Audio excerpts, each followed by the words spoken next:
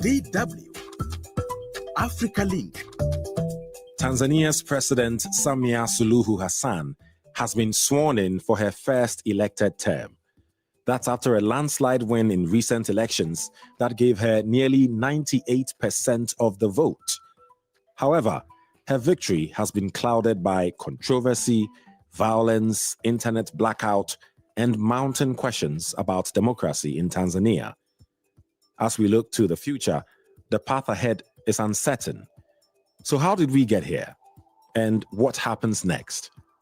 That's what's coming up. I am Eddy Micah Jr., and you are welcome to Africa Link, the podcast connecting you to the stories that matter. Get the stories that are shaping the continent here on Africa Link. Hassan's inauguration took place on Monday at the State House in Dodoma, with only officials and invited dignitaries present. That's a departure from the past, when the president took the oath of office in packed football stadiums where the public cheered loudly.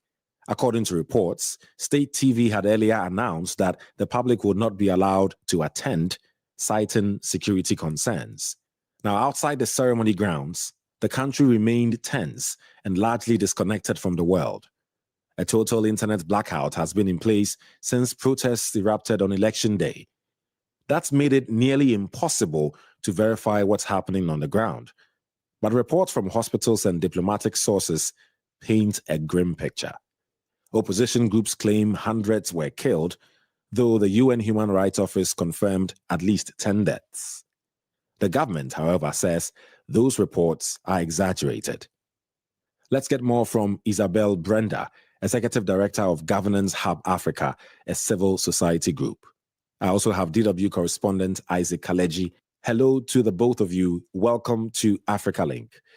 Isabel, I'm going to start with you. Give us a rundown of how we got to this point. All right. Thank you so much, Eddy, for the question. And it's a pleasure to, of course, be here to just do a post-mortem of the Tanzanian election. I think what we have seen, especially being a resident of East Africa, is extremely depressing in terms of how much we're retrogressing back to the dark days. Tanzania's election, and I think as we go on with the interview, we will be able to break down what credibility in an election looks like, at least the basics, right? Of course, we have seen Tanzanians went to the polls. We have seen there was a level of intimidation of opposition leaders and voter suppression in terms of just the kind of intimidation and the aura that was created in the country. For people to be able to go and, exercise their civic right and duty to vote for their preferred candidate. Of course, from the ballot, we had, there were 16 people on the ballot paper. However, the key opposition figures were sort of strategically eliminated from that process. One of them is in jail. Somebody was lost their lives, I think sometime last year. I will talk more about that. And that level of intimidation in terms of just fairness in the electoral process was missing. Now, what we've seen is that Tanzanians, of course, for the first time in history, Tanzanians are known as the Canadians of Africa, or at least East Africa. I say that because they are very unproblematic people. So for you to see Tanzanians run to the street and cause the kind of havoc that we've seen, of course, the state, from the time the election began, they, of course, switched off the internet and made sure communication and connectivity was difficult, so that the international community cannot see what is happening in terms of just unfairness of the electoral process, but also in terms of the citizen unrest in fighting for their rights and the refusal to lay back and allow their democracy to be mutilated. I think the world has not seen what it needed to see. Some of us in East Africa, who are also working very closely with human rights activists in Tanzania, may have had a glimpse of pictures, videos, and voice notes of what is happening in the country that the international media will never see. So I think from my point of view, what we have seen is, I think, I don't want to sound extreme, but this was a very terrible example of anything that can be called an election. Where we are at now is that Samia Suluhu Hassan has been sworn in. We are recording this podcast on the 3rd of November, 2025. And just a few hours ago, she was officially sworn in as president. Do we know how the event went? How many people could actually even watch it? What came out of that? If she said anything official yet, Brenda? So first of all, the swearing-in ceremony is happening at the military barracks in Dodoma. Why any president would want to be sworn in at a military barracks, especially this is not the norm in Tanzania, obviously is very telling. The second thing is the president spoke. I think it was very well choreographed. It looks very well choreographed in terms of even the people that were there. Of course, they were delivered to the stadium with buses. And these are, of course, the ruling parties, of course, supporters. You could see them singing and whatnot. But of course, most of Tanzanians are still on lockdown. They're not allowed to protest. The internet is being switched on and off intermittently. Mostly it's off, so they cannot even communicate with their loved ones. So we're seeing a level of suppression in terms of even just people being able to express themselves and their dissatisfaction in the electoral process, which has been largely described as a sham. Now, the worst part of this is that when the president spoke, when President Samia Suluhu spoke this weekend, she said that the election was free, fair, and credible. And basically, it is, even if you just look at the basics of what an election looks like, this does not qualify as anything that she described. But of course, she's trying to sanitize the process by, coloring it with very flowery words. But something very important to note is that even in the region in East Africa, forget the fact that the AU was very quick to go and sanitize and say, congratulations, Mama Samia. For the Africa Union to rush in to congratulate a process that was extremely flawed by any standard, I think is very telling for Africa. And it's extremely concerning knowing what the role of Africa Union is supposed to do to represent the rest of the African nations. And then if you look at East Africa, Kenya, Uganda, were very slow to offer their congratulatory messages. Of course, countries like Somalia offered their congratulatory messages almost immediately. But I think Kenya, when I looked at the statement that the president released today, in congratulating President Samia, you can tell even the Kenyan president was very cautious with his words. He never said that in his statement. It was very clear. He just said, we hereby congratulate the President of the Republic of Tanzania for being elected, the President.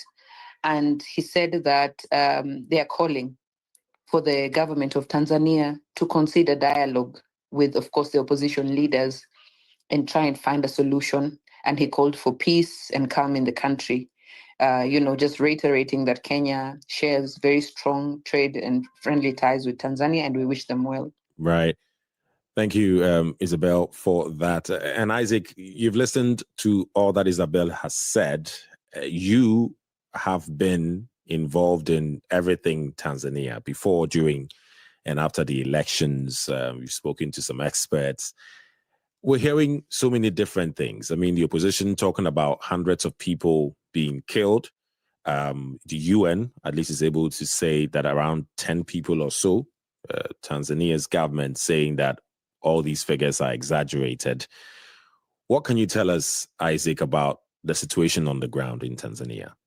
Yeah, so honestly, it's been quite difficult actually confirming a lot of things in Tanzania because of the disruption to internet or the shutdown of the internet. So it's very, very difficult. And even colleagues, journalists who report from Tanzania are really struggling to even get information out. And so again, because of course, the fear for their lives and all that. And so it's really difficult to confirm. But basically, despite the challenges, we still get information from Tanzania. And the situation really is not that good at all. Again, I mean, if a government would decide to shut down the internet, and I've heard the Foreign Affairs Minister talk, and really there's no justification for shutting the internet because, I mean, when he says that they are shutting it down because they don't want to create chaos and all that. I mean, a government really is open in terms of governance. I mean, there's nothing to really to hide. And because of that, the information we are getting is that the situation is very dire and very bad in the country. And that again, that's why you see that the government is not able to confirm even figures really, to just tell us exactly what really the situation is, as to whether deaths, the numbers are even 10 or even hundreds, has been confirmed by the opposition. But the opposition has information or has sources on the ground, and they are able to give us some of these details. So to just tell you briefly, the situation on the ground is terrible, and the evidence even is in how the government is controlling the whole issue of how we know what is going on in Tanzania at the moment. Yeah, in some cases, electricity or power outage is still the situation on the ground. We're also understanding food prices are skyrocketing, so cost of living is gradually increasing. What does this all signal, Isaac? For me, it just shows that good governance is not happening in Tanzania, okay? Because we've had elections across Africa. I mean, and it was open in terms of the internet was open. There was not so much intimidation. People could freely go and cast their ballots and monitor the election. So for me, it tells us that good governance is not taking place. The government, I don't know what is hiding or what it's afraid of, but it shows that really the government is becoming unpopular, and it has to try as much as it can to open up the country. And I think that even the challenge with even election observers to come in and really do the work they need to do is quite frustrating. For example, just a while ago, SADC issued observation team that went to Tanzania issued a statement, and clearly they've stated in there that they even had challenges as observers to get accreditation to go into the country and observe the election. They mentioned issues related to security and indicated that happenings on the ground that do not really affirm that the election really was held in a free and fair process, right? So it tells you a lot even for the sub-regional body to issue this statement a while ago. Just a lot going on. I'm going to come back to you, Isabel. I mean, just for listeners, just to be clear, Isabel, you're from Kenya. Now, to be honest, I've heard a lot of strong Kenyan voices when it comes to Tanzania's election. And so it's only fair that I would want to get this from you, because Tanzanian politics, generally, it often ripples beyond its borders. Why should Kenyans and East Africans in general care about what's happening in Tanzania right now? I think one of the things that we may want to appreciate is that Kenya and Tanzania are very close trading partners. And recently, we have experienced situations where the Tanzanian government has, I think, rattled Kenya in terms of, a squabble. It's a trade squabble. I think in terms of the East African Economic Corridor, Kenya and Tanzania do a lot of business together, but the silent trade war, I think, is something that Kenyans are particularly concerned about. Recently, we have seen a situation with President Samia Suluhu where she has been banning foreign nationals from trading in certain sectors. So basically, there are always persistent non-tariff barriers, things like permit denials for Kenyan traders, ban on goods such as milk, maize, gas, restrictions on Kenyan traders in Tanzania, sometimes denial of cargo aircrafts into Tanzania, So these kind of things, I think, have created a diplomatic issue between Kenya and Tanzania. And I think when the Kenyans at the border were demonstrating about these unfair trade practices, and also because a lot of Kenyans have invested, and this has created employment for both Kenyans and Tanzanians. So this became an issue that I think right before the elections, a lot of Kenyans were talking about. So particularly Kenyans took interest in the Tanzanian election. Now, the Kenyan government, of course, through its diplomatic challenges, have raised concerns about how this contravenes it violates the East African Community protocols, because it is hindering free trade as part of, of course, both countries are part of the East African community and have ratified the signatures based on some of these protocols. So I think the interest between Kenya and Tanzania is not just one that is political. It's not just the Gen Zs wanting to interfere, as most people may not maybe know. It is also a trade issue between Kenya and Tanzania that, of course, is affecting a lot of livelihoods. There's people that have been saying Kenyans are interfering in what's going on in Tanzania and leave Tanzanians alone to deal with the issues. What's your response to those comments? Of course, we have there's something Swahili people call ujamaa. Ujamaa is neighborhoodness that we have between Kenya and Tanzania. So we're like siblings. So basically, when Kenyans are rioting and fighting against the finance bill, for example, you will have the Gen Zs of Tanzania supporting Kenya. Now, of course, when you look at the border between Kenya and Tanzania, there's a lot of, there's a lot of neighborliness happening there. There's a lot of intermarriages that have happened there.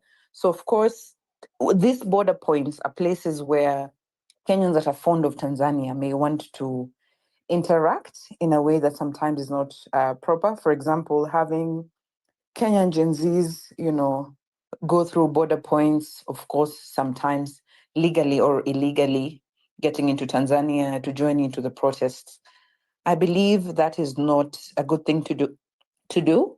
However, I have seen the head of the military in Tanzania reporting that the demonstrations in Tanzania are not being done by Tanzanians. They're being done by illegal immigrants from the neighboring countries. Of course, that is false, because the people in the streets of Tanzania, if Suluhu truly won 98% of the votes, cannot be 2%. So I think the situation between Kenya and Tanzania, we have a very good relationship as nations. However, we have had a bit of diplomatic squabbles here and there, basically due to trade. Right. But the relationship between the Gen Zs in Kenya and Tanzania is, I think, one that should be uploaded, where if your neighbor is going through something, you want to support. However, how that support comes through from Kenya to Tanzania is also something else that we can discuss on another day. What happens in one country definitely creates ripple effects in other neighboring countries. We've seen that all across the continent. So, it should be of concern. Isaac, what you also mentioned is because under former President Magufuli, he was known as the hardliner. And then Samia Suluhu became president, and people felt, oh, she's more calm, she's more of unity, gonna reduce tensions. Has that happened in any way? Because that's not what we're saying, are we? Are we even saying that Samia Suluhu is even more hardlined than former President Magufuli? Well, I mean, it's not just even observers, people who are watching Tanzania that are saying, comparing 2020 election to 2025. I mean, even the opposition that had issues with Magufuli, they've said that she's worse than Magufuli, right? For example, in the 2020 election, I mean, Tindu actually contested. I mean, it obviously would tell you that, yes, even though Magufuli was a hardliner, he allowed for his political rivals actually to also contest the election, right? And so if you look at, for example, this time around, none of the key opposition parties or challengers to her contested. In this context, we are talking about Chadema.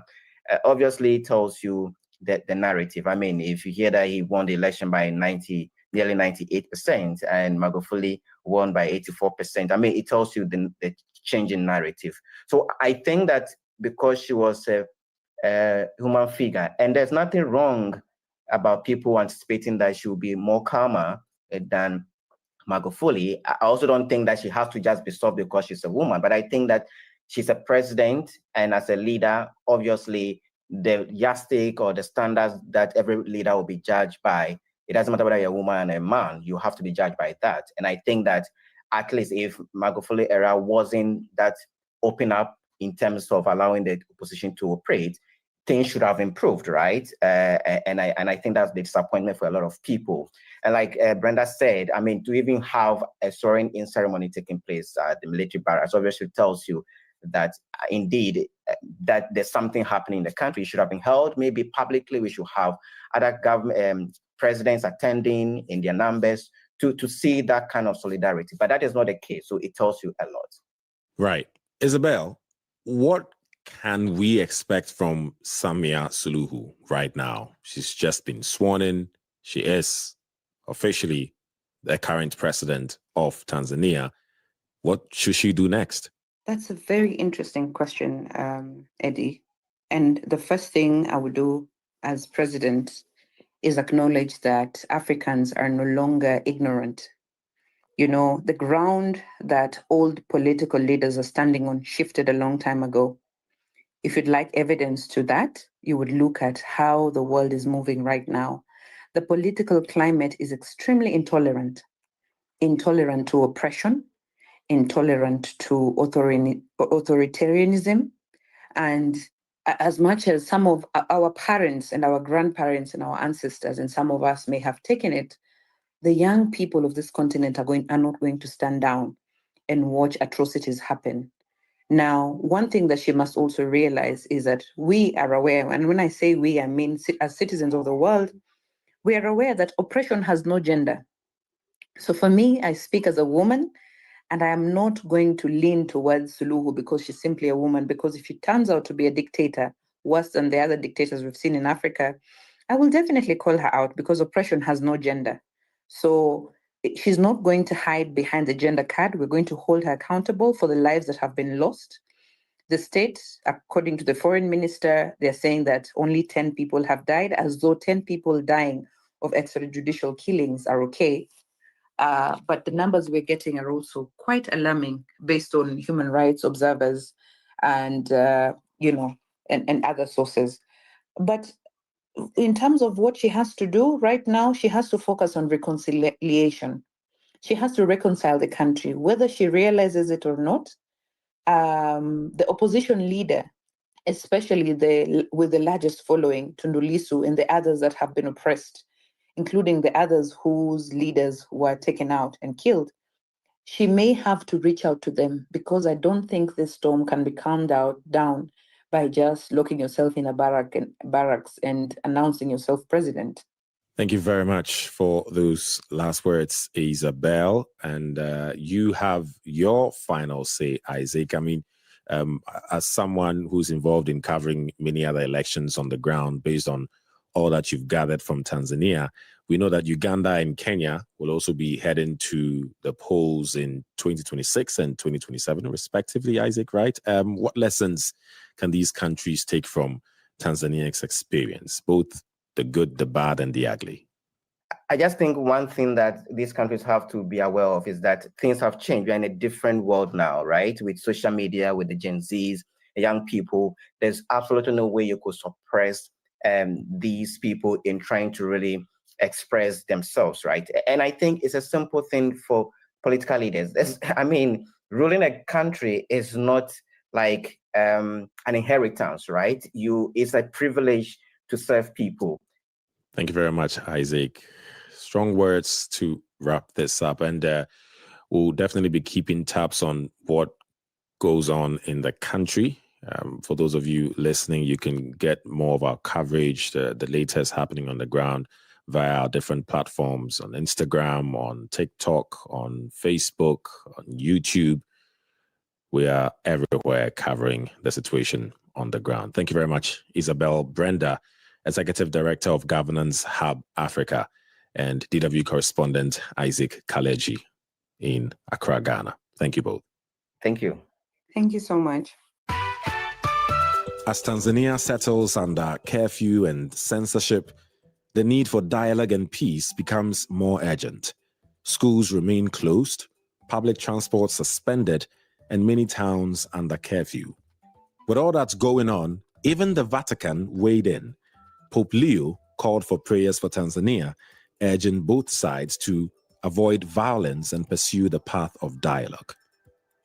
So will President Samia Suluhu Hassan use her new mandate to restore calm or tighten control? We will keep you posted. In the meantime, share your thoughts with us on Facebook at DW Africa. Listen to us on Spotify or wherever you get your podcasts. and subscribe to our DW Africa YouTube channel so you never miss an episode. This show was co-produced and edited by Isaac Mugabi, and I am Eddy Micah Jr. Thanks for listening. DW